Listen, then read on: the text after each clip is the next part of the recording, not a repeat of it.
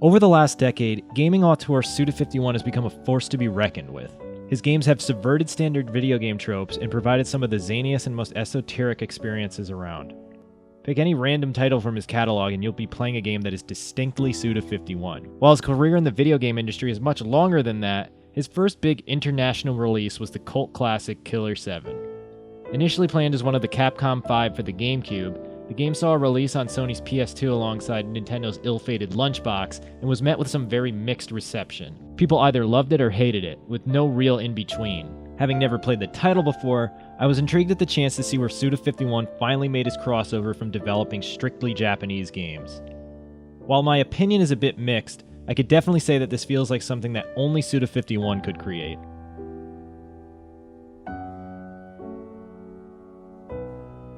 Trying to sum up the plot of Killer7 is a tall order.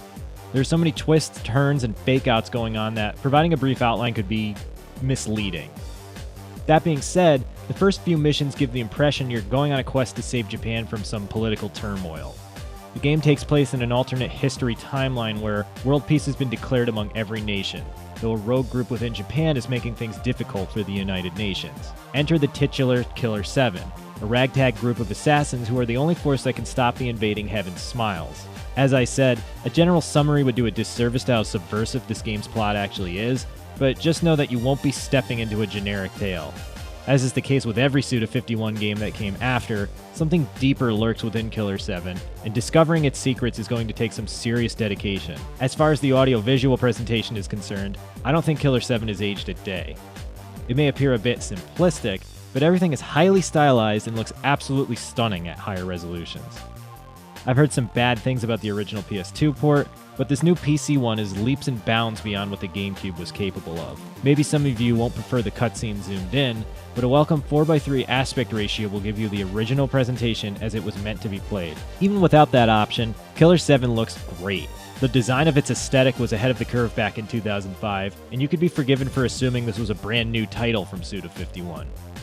The remaster is actually surprisingly minimal too, since it doesn't seem to have changed any of the assets. This is just an ultra-bloody cartoon with Suda's signature neon pastel color palette and no realistic HD textures in sight.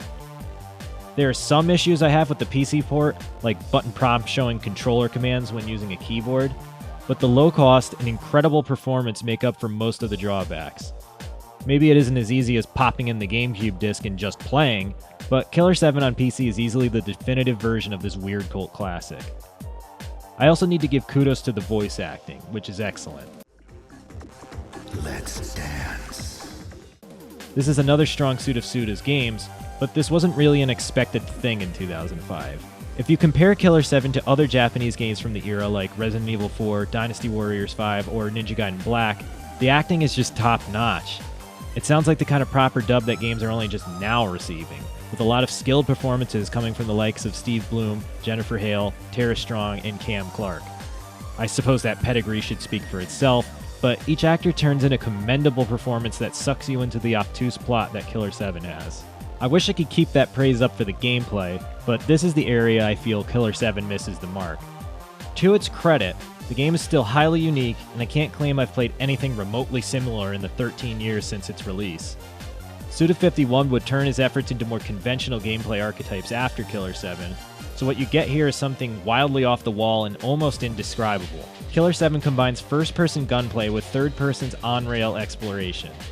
Your character is restricted to moving forward by holding the A button and could be turned around with the B button to backtrack. You'll automatically turn in a lot of areas, but others will give you a choice of which direction you can proceed. From there, you'll be then tasked with figuring out the environmental puzzles to make progress to the next section, which may require some backtracking or item hunting to achieve. Enemies will be dotted along these paths that will require you to stop, scan, aim, and shoot to defeat. Since the camera angles are fixed, enemies make a distinct noise when they are in your vicinity to clue you into their presence. Sometimes they'll be mere feet away, other times they could be across a huge arena and slowly running up to you. The variety of enemies is what drags this down though, since despite their changing visual designs, they're almost all defeated by targeting a weak point. To do battle with these enemies, you'll have a selection of 7 characters at your disposal. Each character provides a unique play experience with different weapons and special abilities that will all get utilized at some point during the adventure. Main man Garcian Smith, for instance, will never deal with boss battles, but can revive your fallen allies if you happen to perish during a level. The most distinctive, Katie Smith, comes equipped with a scoped pistol and even cuts herself and bleeds everywhere to reveal hidden passages in the environment. There's a light experience system you'll have to upgrade your characters, but there doesn't seem to be any real benefit to powering up your team. Since basically every enemy is defeated with a single shot to their weak point, you just need to steady your aim a bit and pay more attention to your surroundings to do well.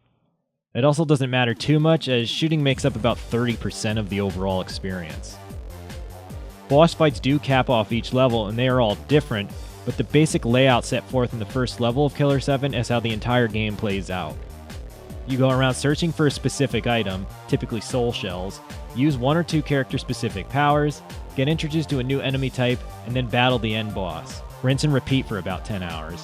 I was certainly gripped from the outset, but after around 3 missions, I kinda had my fill. The story is intriguing and the visual style is adapted well to modern displays, but Killer 7 isn't the most compelling title from a gameplay perspective. It seems Suda51 had one distinct style he wanted to shoot for and everything else didn't matter. The backdrops for each level change and you slowly learn more about the Killer 7 team, but the general gameplay is just the same thing. Varied boss battles don't change up what is essentially an ultra-linear key hunt game. I don't even have a problem with linear games, but when the challenge is virtually non-existent, your paths are limited to walking forwards and backward, and the only real roadblock to making progress is waiting for characters to stop talking, the game begins to bog down before the halfway point. I could have finished this a lot quicker, but I got so bored at one point that it took a few days off to refresh myself. I wasn't even sure if I really did want to reach the conclusion, though I'm happy I did. There is one mission later on that is truly special from its presentation, and it feels almost like a completely different game. Even with the surprise of that level, the finale is drawn out a bit, and the twist may feel like it comes out of left field for some. As with any Suda game, Killer 7 requires some homework in the form of digging around FAQs and plot analyses to make heads or tails of its narrative. You'll have to draw your own conclusions from the information given, though some of that information seems deliberately vague to throw you for a loop. It definitely is different, though I'm not sure I could call that a positive thing. At the very least, even if I didn't find the game particularly fun, it is still well worth experiencing once just to see where Suda got his signature style from. Killer 7 also doesn't have any kind of bugs or glitches and feels incredibly polished. This is a game made from a specific vision that doesn't kowtow to industry checklists. It really does feel like a relic from a different universe. Even if I find myself in the middle with Killer 7, I'd still recommend everyone give this a go. It may not be a game you need to finish necessarily, but it's utterly unique and needs to be seen firsthand. I don't think Suda hit his stride until his next title, but you can see the seeds of greatness were planted with Killer 7.